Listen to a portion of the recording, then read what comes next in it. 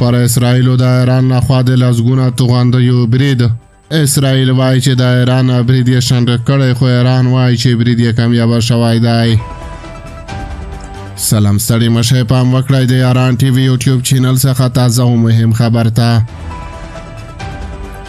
د اسرائیلو د پوځ وایان د اکتوبر په لومړۍ نیټه وویل چې د توغندیو په حمله کې د اسرائیلو وګړو د وژنې اطلاعات نه دي ترلاسه کړي. نوموړي تر برید شاوخوا یو ساعت وروسته په خبرو کې اسرائیلیانو ته اعلان وکړ چې وضعیت خوندي دی او هغوی کولی شي چې له امن خونو یا پناه ځایونو څخه بهر ووځي. د اسرائیلو د پوځ وایان د برید جدي وباله او زیاته کړه چې پایلې به ولري. اسرائیلي حکومت ویلي دي چې هوایي دفاعي نظام یې د ایران توغندي په فضا کې شنډ کړي دي. د ایران رسمي خبري اژانس ایرنا پر ټلګرام ولیکل چې پوځ یې پر اسرائیلو لسګونه بلاستیک توغندي ویشتلي دي. د ایران ځواکونو وویل چې په برید کې په تل ابیب او شاوخوا سیمو کې 3 پوځي اډې هم په نښه کړي دي. دغه ځواک خبرداری ورکړ چې که اسرائیل د غچ اخیستو لپاره اقدام وکړ نو تهران به لا ویجاړونکی ځواب ورکړي.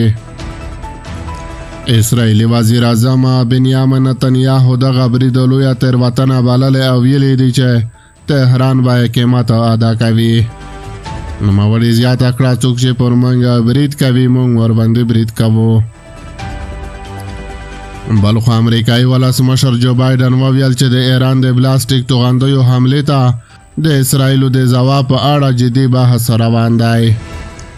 رویټرز خبري اژانس ویلي دی چې جو بایډن په سپینه ماڼۍ کې په څرګندونو کې له اسرائیلو سره د امریکا پر کلک ملاتړ ټینګار وکړ او ویل چې په دې اړه له وزیر اعظم بنیامین نتنیاهو سره خبرې کړې دي.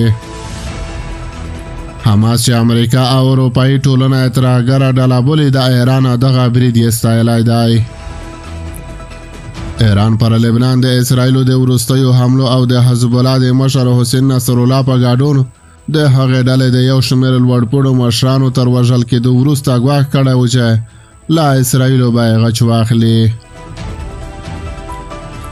ایران تر دې مخکې په اپریل میاشت کې هم پر اسرائیلو په پراخه کچه د څه باندې 300 بې پایلوټه الوتکو او توغندیو بېساري بریدونه هم کړي وو. هغه توغندي د اپریل پر 14 سهار 2 بجې د اسرائیلو هوایي حریم ته داخل شول، خو د هغه هیواد هوایي دفاعي نظام یې مخه ونیوله. اسرائیلو ویلي دي چې د ایران حمله ناکامه کړې ده، خو ایران وایي چې بریدونه یې بریالي دي.